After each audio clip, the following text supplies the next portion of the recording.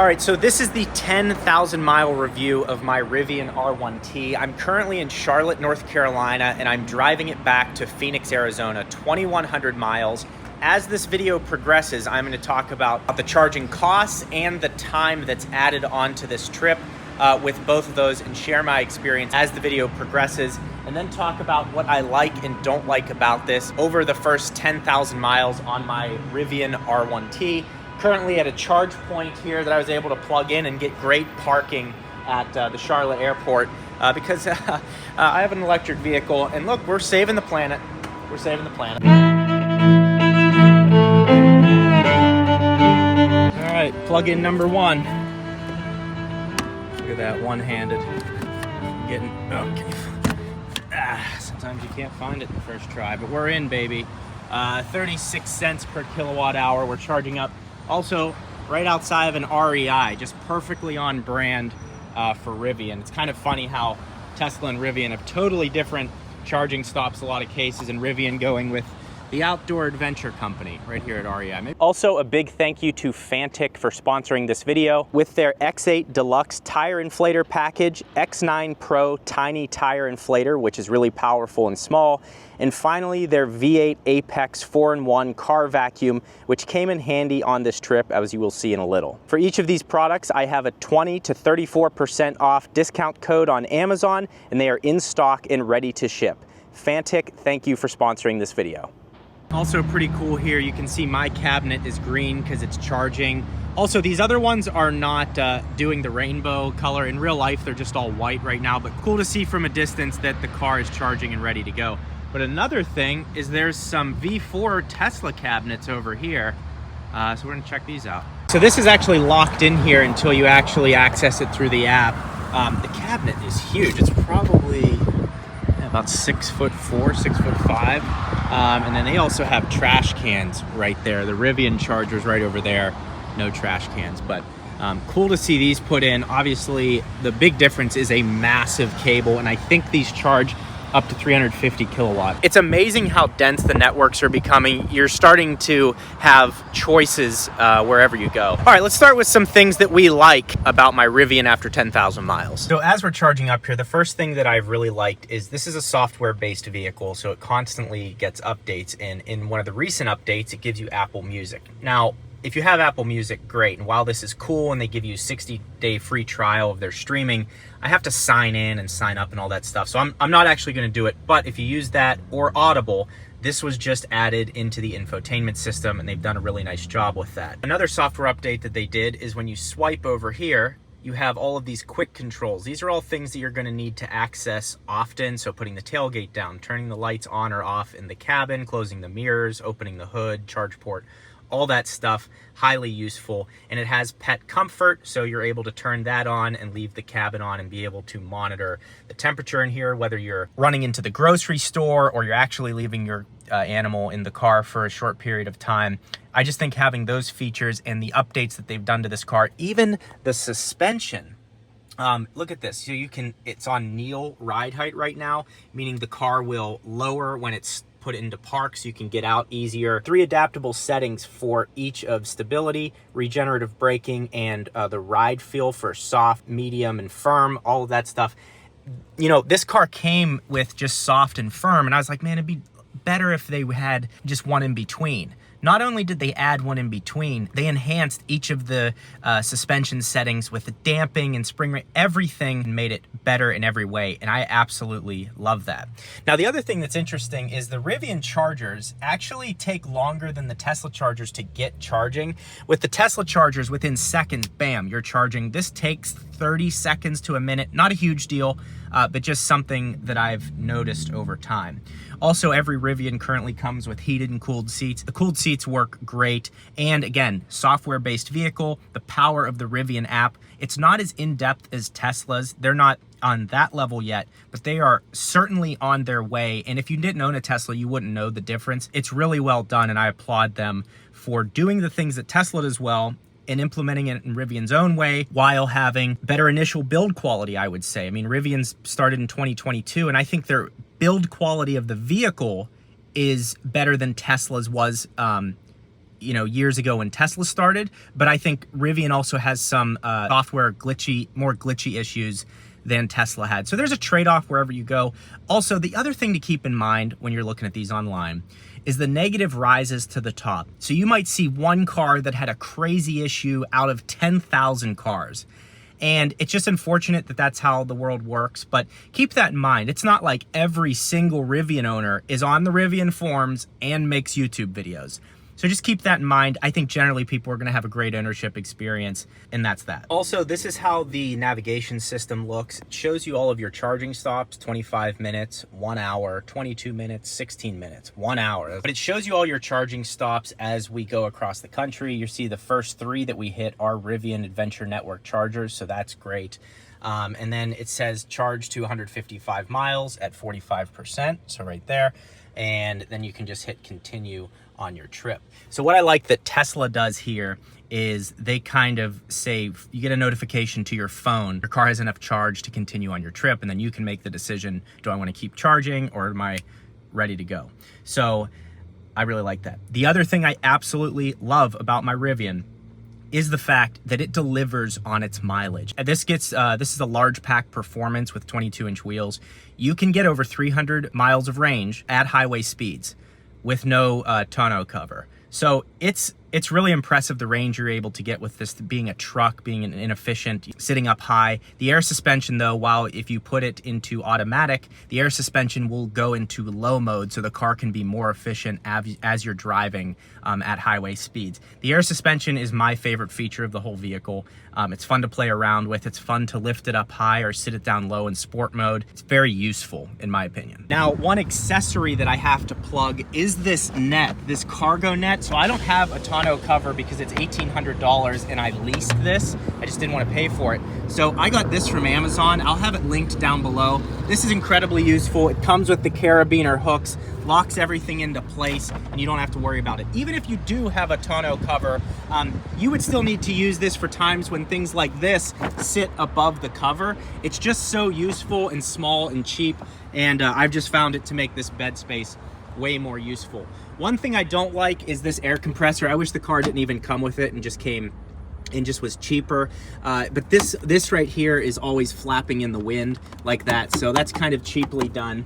And then over here you have your outlet. That's actually well done and useful. Absolutely, if you're getting a Rivian R1T, buy this net. I'll have it linked. I think it's like 20 bucks and it's absolutely worth it. Now to all you golfers out there, this is the golf hole. Also, my golf clubs and all my dirty laundry are stuffed in here, and you can actually fit 2 sets of golf clubs in opposing directions in the gear tunnel. And as a truck owner, you never want to put your clubs in the bed and you never want to put your clubs in the back seat. So you're able to put 2 sets in here. They're sealed away and it's actually cooler in that area. It doesn't get too hot in the gear tunnel. So that's great if you play golf or maybe, I don't know if a snowboard would fit, but it's just a really useful space. And check out the frunk. So I have this packed just with junk from our road trip. Look at all this. Just loaded up with stuff, and I didn't even take advantage of the area that's under the frunk. And then you have this button right here. It's power up and down. Really useful to store stuff. The storage in the R1T is really impressive. Also, side note, I'm willing to bet that all 5 of these vehicles 100% work at REI. You got the Subarus with the roof racks, the Prius, I mean, they don't even think I was gonna not see that. There's a little Chili's action here at our first charger stop, and I mean, I was right there, right at those chargers, sprint across these lanes. Now, one thing that I absolutely hate about the Rivian is the maps. The mapping and routing, while it does look cool, and there's a Rivian Amazon delivery van, like right now, it's trying to take me back to that charger. It's not accepting that I want to move on and I'm done charging. So you can see here, it's telling me to make a U-turn. So I've had to revert to using Apple Maps because it takes random exits and will just take you off the road and back on for no reason at all. I only trust it, I'd say, about 50% of the time. It's really bad and needs improvement. I do have their Driver Plus feature activated, so it's steering for me and everything like that. Now, Tesla's system is more advanced, just even the autopilot that comes free with every Tesla, simply because you can activate it on any road that you're on, even if the car's never been there. This is all programmed roads, so yeah, it's just things like this and taking exits. I've had an awful experience with the Rivian navigation, and I hope that it gets better. The cool thing that Rivian has implemented when it does make the mistakes on the navigation, just simply click this button right here, and then you're able to say there was a route problem, illegal routing, whatever, inaccurate traffic. I've clicked that a few times. You're able to at least report that to Rivian so they can get that feedback and make the system better. And again, that's the power of a software-based vehicle. We've just entered South Carolina. I'm almost certain this is the first time I've been in South Carolina on the channel. Shout out South Carolina. I've definitely been to North Carolina before.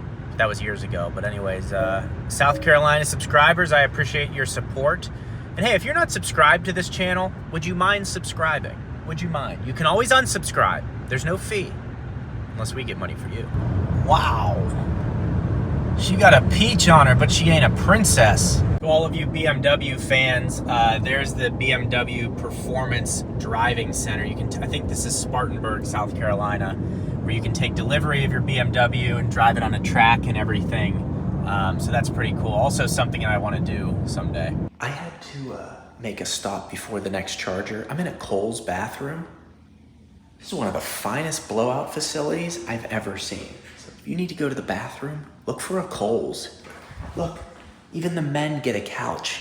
That's what I'm talking about. All right, now, I didn't need to make this charging stop, but I figured I have to go to the bathroom, so I'm at least gonna stop where there's a DC fast charger and get some extra charge. So this was an unnecessary stop, but getting the juice that I'm getting right now will help me save some time down the road. So I don't think it will.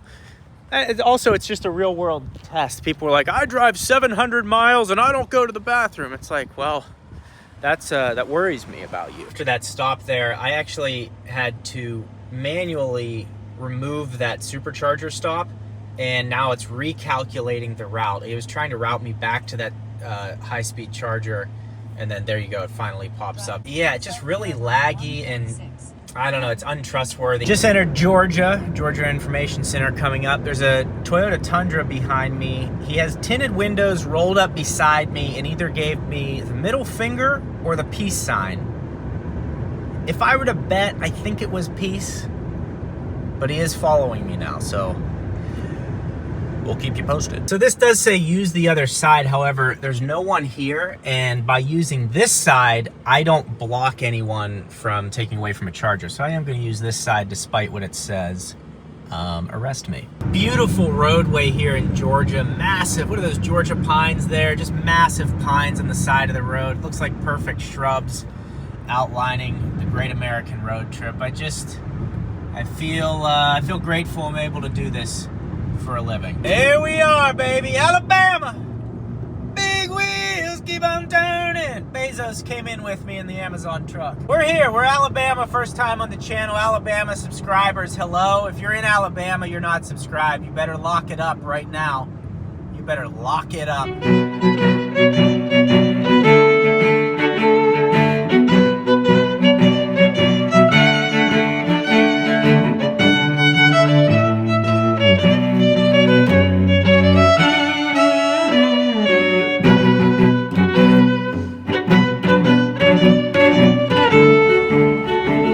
How the Rivian logo appears in the truck bed when there's condensation on here. It's pretty cool. I don't know why it happens, but it does.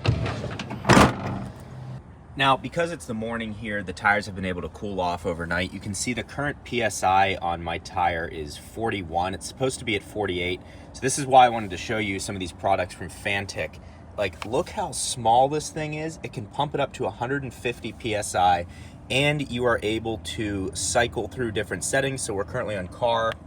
It has motorcycle, it has bike, and it has like a sports ball. And you can have presets for all of those different items that you may be using this for. It's currently showing 41, so I just hit start, and then it'll take it right up to 48 because I've preset it there. You can see when I hit plus, I guess I didn't preset it. So that's how you preset it. 48 is what I want it to be at. Hit start.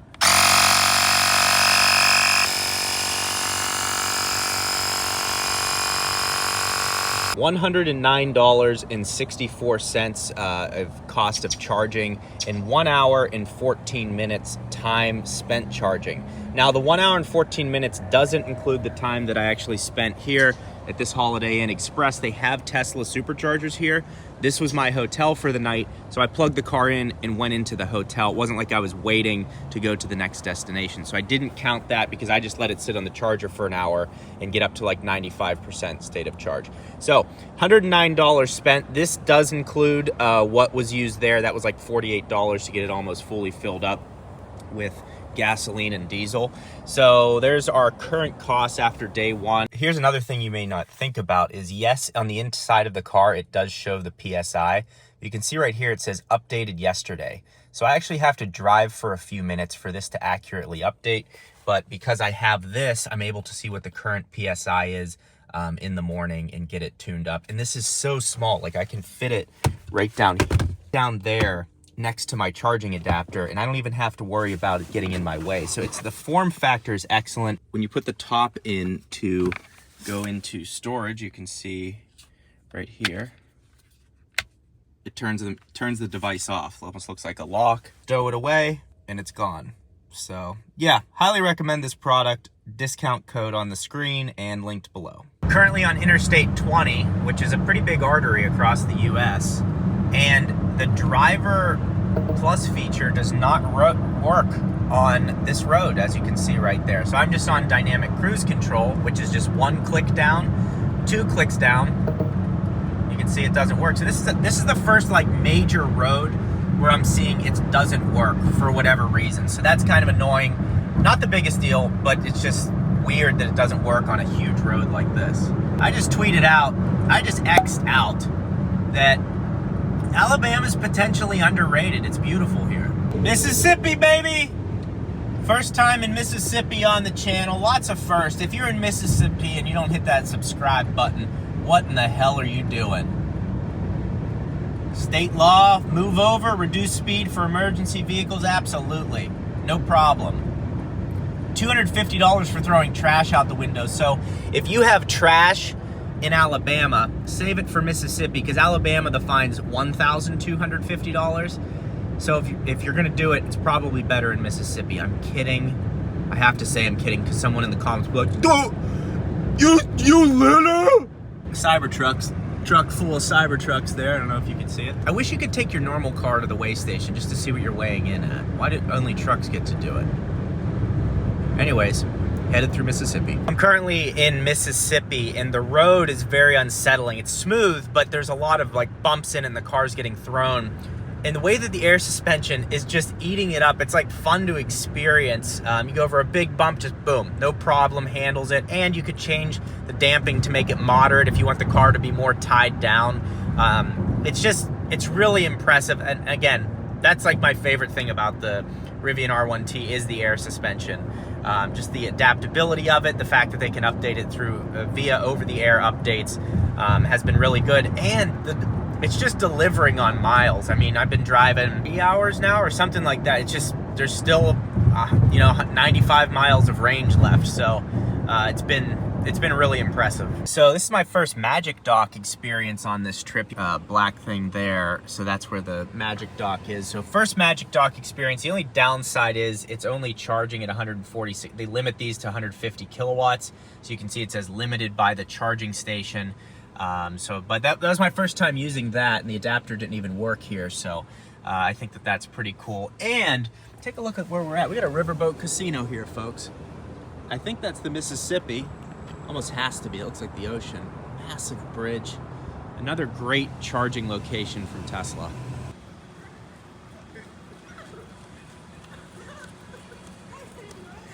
So that last segment was 230 miles, and I think it was like $48. And this charge session was 51 minutes and $48-ish. I was supposed to charge to 76%. I went to 82% because I was just screwing around. And this car is an absolute mess right now. And again, another product that Fantix sent me is this compact vacuum. It's incredible. Check this out. So this is the V8 Apex 4-in-1 car vacuum.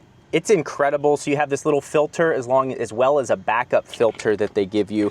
Comes in this nice case that you're able to put everything in, and all kinds of accessories are inside of here. So you have different attachments for the end. You have little brushes to clean it up. You have this attachment. You have this attachment for a blower. So it can actually be a blower to get things out of places. If you put the attachment on this end, it turns into a blower, and then it pops right off. It is a really versatile charging cable. These brushes, brush and sucker, we all know it, the brush and sucker. And all that fits inside of this travel case, and that's really nice. But for my specific use case, now I had 2 kids, my wife, we were eating goldfish, yogis, things were thrown all around the vehicle. So we're gonna show you how this works here. So to turn it on, and then to power up higher,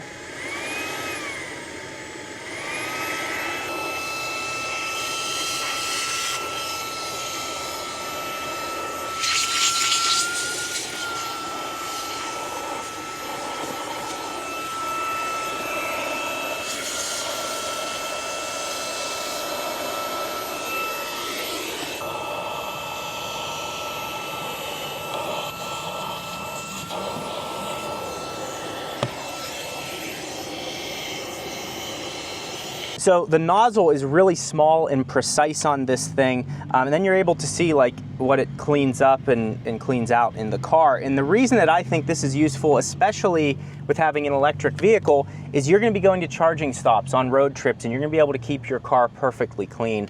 This could also replace a larger vacuum maybe you have in your house for detailing your car or whatever. So I just find this to be a really useful device, both sucking and blowing. The Fantic V8 4-in-1, and then to unload it,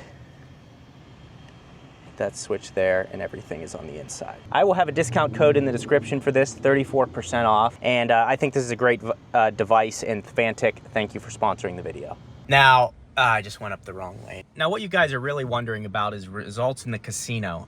Got up to $107, started with 50. And then, well, we gambled it back down to $51.50. So I came out with $51.50. And I actually think the 50 cents was donated to a local charity. So I came out with $1 up. And that's just how it is, folks. The casino almost always wins. And the riverboat lives on. So we leave Mississippi with a little donation. And the Mississippi River is just gorgeous, you know? Look at that thing. What a monster. American flag flying over. But it's time to head to Louisiana. Heading over the Mississippi. This bridge is it's just remarkable, the structures that we've built in this country. So across the Mississippi we go, on to the west. Some say this is the first, there it is, Louisiana state line, we're in. Again, another state, it's a first on the channel, Louisiana. Hit the subscription button. If you don't, you're absolutely out of your mind. It wouldn't be a road trip without seeing about 1,000 Lion's Den billboards. I want to see the financials behind them. I bet they just absolutely make a killing.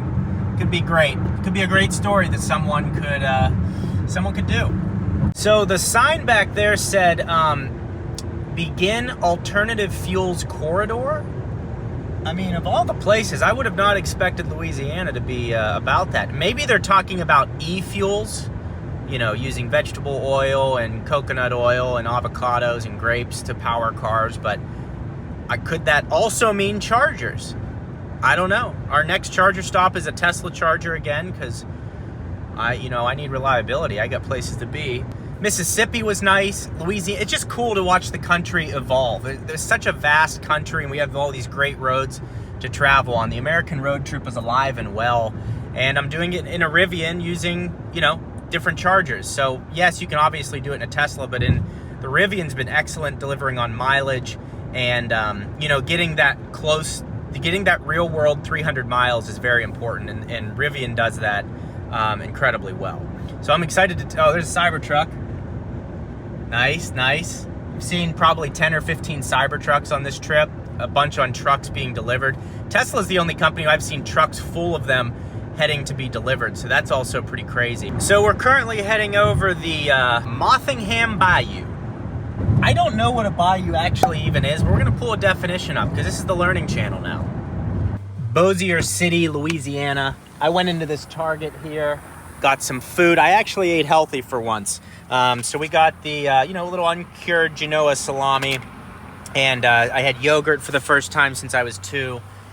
So now I'm eating healthy, and I mean, you know, what's next? But yeah, solid charge stop here, amenities everywhere, Jersey Mike's in walking distance, but Target pretty much has everything you'd want, maybe a little on the healthier side, and another good charging session. 34 minutes is what I charged for. Really, I only needed to charge for, I think, 22 minutes, but again, I was in the store looking around at things, so wasted a little bit of time there, but that's what it was. One thing people are constantly asking me is, what do you like more, your Tesla or your Rivian? And one example I love that Rivian has is, if I'm going to change lanes right now, I'm currently on their Driver Plus feature. So if I hit the turn signal, I get to change lanes, and you can see the graphic there knows I'm changing left. But once I'm locked in the lane, it recenters me, so I didn't have to reactivate it. Whereas autopilot, you have to like break the wheel loose to change lanes, and this just does it and recenters you on your own, so you can continue using their Driver Plus feature. So I love that it recenters and reactivates once it's in the lane, and it also turns the turn signal off for you. They just gave up on names down here, just mixed 2 states together, Texarkana. Shout out to Cross Lake. Looks like a freaking ocean. Oh my word. Look at Cross Lake. Texarkana is flexing on us today. Cross Lake is looking fine. Anybody have a house on Cross Lake? I'd like to rent. Also, a little fun fact of the Gjeebs education channel here. Interstates that run east to west are even numbers. Interstates that run north to south are odd numbers. So Interstate 95, north-south. Interstate 20, east-west. Even and odds, baby. Texas. Welcome center, the Lone Star State. There's the star. So I'm at another Tesla supercharger with a magic dock, and the performance of superchargers with a magic dock actually isn't as good as superchargers where you're able to just use an adapter. They limit it to 150 at the ones I've been to, at least. So I find the ones that are better where you can just use your own adapter. So I'll have the Electron one I'm using linked below. Also, Tesla just came out. They just came back out with their referral program. So if you use my referral code, it's linked in the description, you will get $1,000 off of your Tesla. And if you use my code, I get $500 to use towards service or software upgrades and all that. And you get $1,000 off. So it's an awesome deal. I'll have my referral code linked in the description. I just passed Marquez Brownlee in referrals. So we need to keep going. We need to get to the top, and that's just what it is. So if you use my code, thank you. If you've already used it, thank you. If you're going to use it in the future, thank you. We're at a Buc-ee's, and I'm gonna go in there and check it out because the Buc-ee's is so big, you can see the curvature of the earth through the parking lot. That's how big it is. Just so you're aware of what we're dealing with here at Buc-ee's, you can buy hunting, look at these things, hunting gear at Buc-ee's. I just want a free car wash, but little do they know I will never use that. But this place, different zip code on both ends of the Buc-ee's. It's so big. Look at the easy feeder. You can buy an easy feeder and then you can go hunting. Only at Buc-ee's, folks. Really well done charger too. Some of the details, they have trash cans for everyone. So you got trash can right there, multiple. And you even have trash cans and dog bags for your dog taking a dump. Buc-ee did it right. So we're at our next charging stop. You can see 209, 210 kilowatts charging with the adapter, no problem.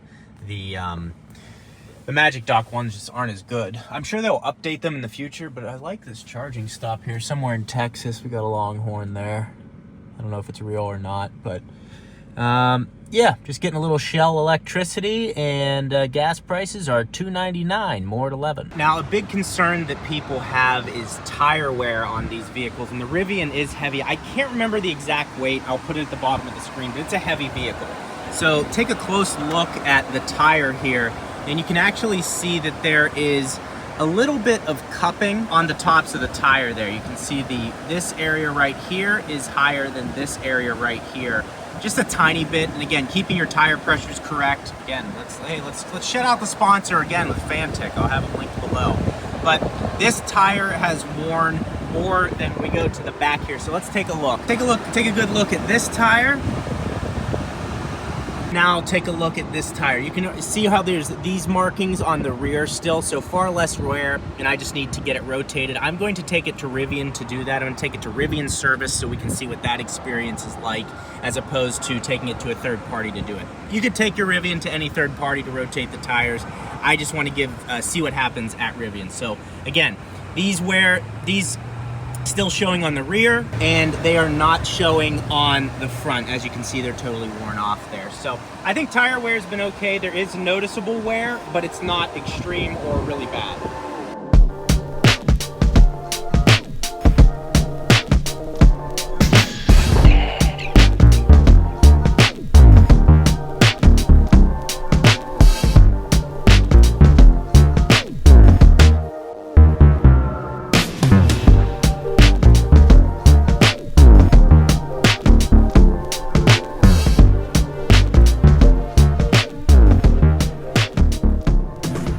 Just wanted to share something with you guys real quick.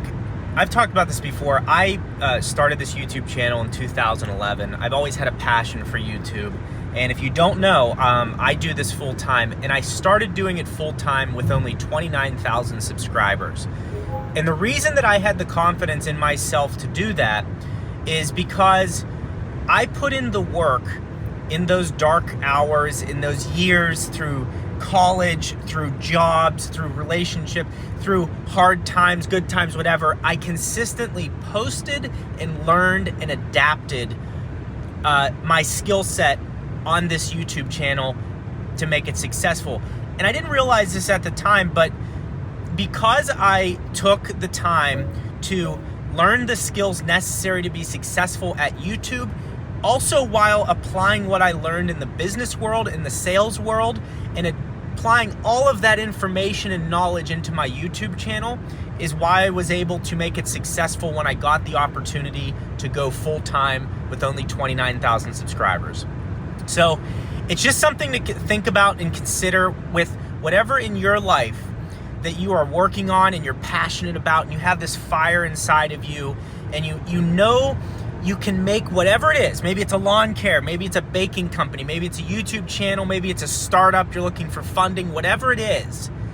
Keep putting in the time, adapting, be dynamic in what you're doing. Learn and adapt and apply it to what you're doing, and keep doing it if you're passionate about it. Don't let the highs and lows take you away from the end goal.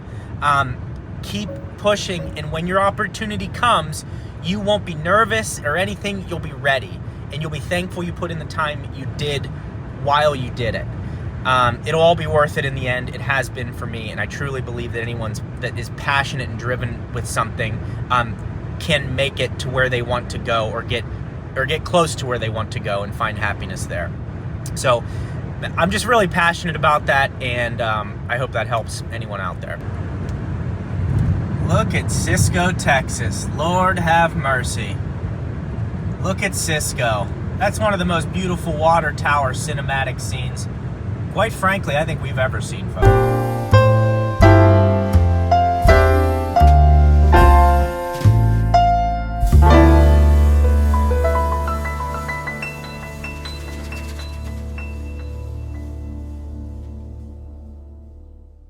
Day 3, final stretch. 876 miles till we're home. Leaving, maybe it's Abilene, Texas.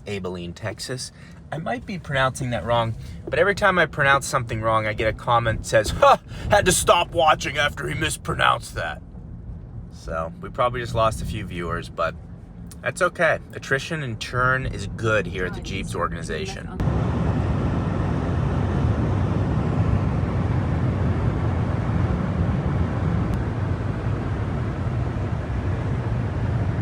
Head on down to Stank Creek Road. It smell funny because the creek stank. Charger stop number 1 of day 3, and just outside of Big Spring, Texas. Empty superchargers. Do have a grocery store right behind me, so that's again awesome. But you know, people have talked about, oh, what are we gonna do when the superchargers are backed up and more EVs are on the road? You won't be able to charge. I don't think you don't need to have as many superchargers or EV chargers as there are gas stations, because people are mainly charging at home. No one has a gas station in their house. So there will need to be far less of these. I actually think the networks are pretty good as it is now. You just need to work on them working every time without thinking about it, just like a gas station. But it's been easy plugging this thing in to the Tesla network, getting max charging speed through my adapter. Again, like I said previously in the video, the Magic Dock stations aren't actually as good as I would have imagined, because they limit the power to 150. Using an adapter, I'll have that one linked again. It seems to be working better, but I'm impressed with the Rivian. I've actually come to like it more over time. You can actually see here, it shows your charging speed, what's been added, and the cost.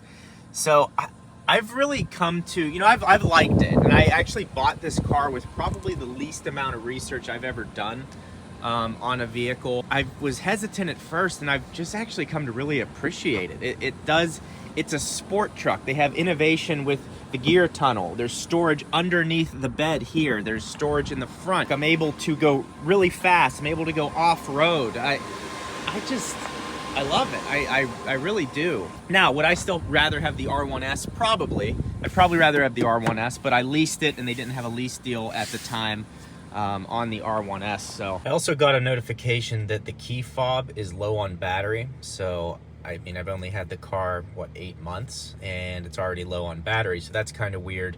And I had to refill for the second time in 10,000 miles the windshield wiper fluid. So I think this is the most inefficient car in terms of windshield wiper fluid usage, which is weird.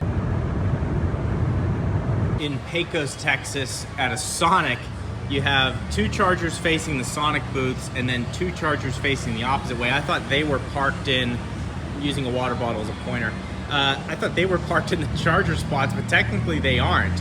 Kind of interesting. So I'm on a 350 Electrify America, been getting good performance, and I should be out of here shortly. Another supercharger stop in Van Horn, Texas.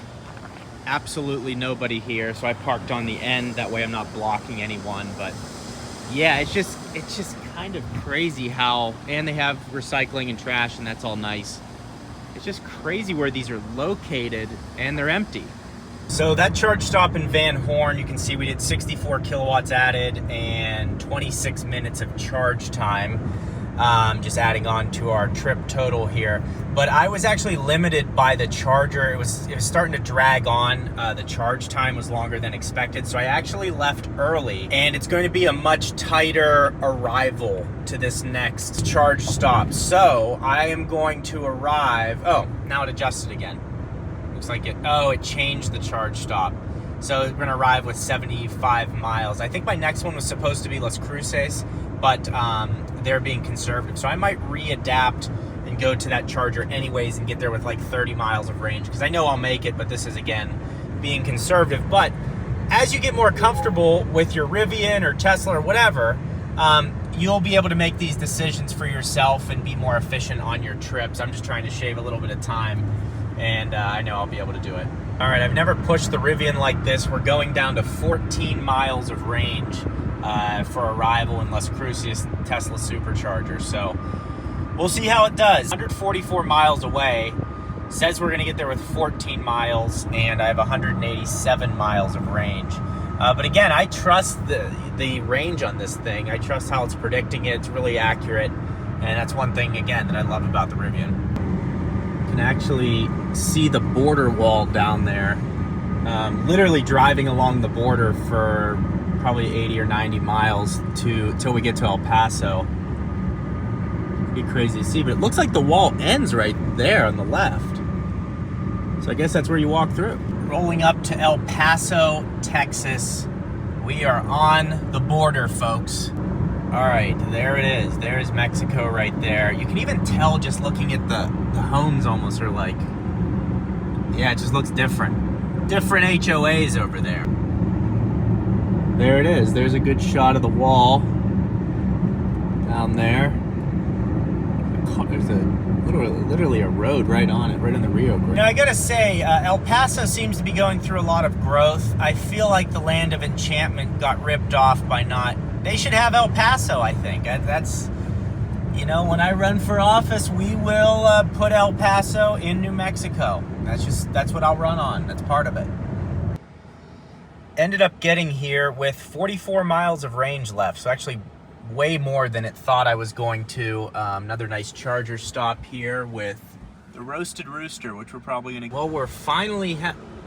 Never mind, spoke too soon. We were having a little issue getting connected here at these Tesla chargers, but now it's ramping up and it looks like we're good to go. But had some issues charging, so I went into the Tesla app and hit charger non-Tesla and just did it that way. For some reason, it wasn't reading it, but we're good now. All right, so I cannot get this charger, this Tesla charger to work. Now it's working for that guy over there that has a Tesla, and I went into the Tesla app, the adapter, it's like not picking it up, and it says charging session failed. So we have to go to an Electrify America station that has limited charging right now. So New Mexico has been the worst consistently. On the way over, I had issues. Now on the way back, I'm having issues. But first time I've not been able to get a Tesla charger to work in the Rivian. So I'm not sure why, but it says this session is complimentary courtesy of Electrify America. I guess they're trying to win my heart over. And that's a good way to do it. Let's see what charging speeds we're getting for free. 197. All right. Some free juice. At the right speed, baby. All right, using the GoPro now. Yeah, Electrify America is just terrible. So this one right here was charging at like 36 kilowatts. That one I plugged in and it said unavailable. This one now seems to be behaving regularly, but it's up to 350 kilowatt charger. I'm at 43% state of charge. I'm getting 144 kilowatts. I should be able to max out at 215. I don't know. It's just like a continuous problem with Electrify America. I wish I could, you know, I wish you didn't have to use them at all, because they are the worst in my experience. So it looks like we have about 20 minutes here plus some wasted time. The last leg of this trip has been rough. Just that we had an issue with the one Tesla charger wouldn't charge. It did charge for a little bit, luckily, because that got me enough to get to the next charger. So way off in the horizon there's a dust storm forming. You can see the dust starting to lift up off the ground and the clouds. I don't know how it all works. I don't know why it lifts, you know, the simulation just starts lifting dust off the ground over here and then we get wiped out. So, but it's kind of cool to see the beginning of it. I've seen it a couple times and that turns into a blob.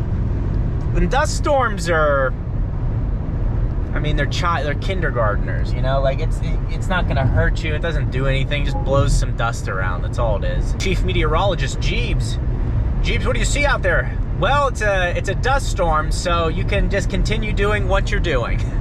It's also crazy. It says like pull off roadway in a dust storm, turn off vehicle, foot off brake, and well, there's a dust storm forming right there.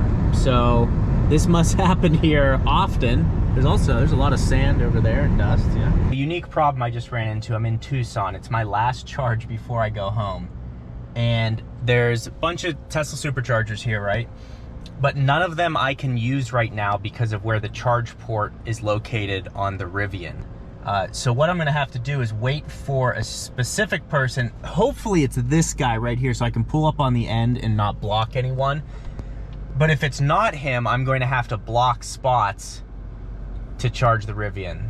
So now I just have to sit and wait, even though there's chargers available. So you can see some of the issues you run into if you want reliable charging. So it worked out perfectly. The guy that was just done charging, also the guy that was using this charger took his shoes off and drove his Tesla in slippers, special shoes that he kept in his car. That's pretty amazing. So I got this charger here on the end, able to just pull in and not block anyone and inconvenience anyone. So I'm happy that worked out, because it's Sunday. I could see someone getting heated. They got to go to work tomorrow and they're not happy. And we don't want that. So this is the final charge. It's just another garbage charging session, 132 kilowatts. Let's see what the battery temperature's at, although this thing doesn't show you the battery temperature when it's charging for whatever reason. 133 kilowatts at 27% is terrible. It should be on peak charging speed. So charging through New Mexico and all that, it's been awful. It slowed the trip down a ton. I think 12 hours if you're in a gas car-ish, but it's taken me much longer. So yeah, I don't know that if it's the car, is it the chargers? I would bet, because there's so many people at these chargers, I don't know. I just feel like I've never had an issue in my Tesla.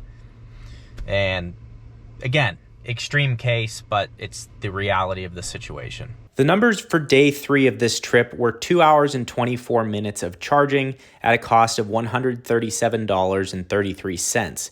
The total trip cost was $409.09, and that does include not having to pay at one of the stops. So the total miles for this trip were 2,104 miles driven, coming in at 19 cents per mile. The trip also totaled 6 hours and 26 minutes of me just sitting still and charging, and that still doesn't include the time it took to get off the highway and find the chargers, which could have easily added another hour to the trip. Now, I leased this R1T, so if you want to see what it costs to lease that, click this video right here. And also, Rivian just announced their referral program. You get $750 toward charging or accessories in the Rivian shop. Use my link below.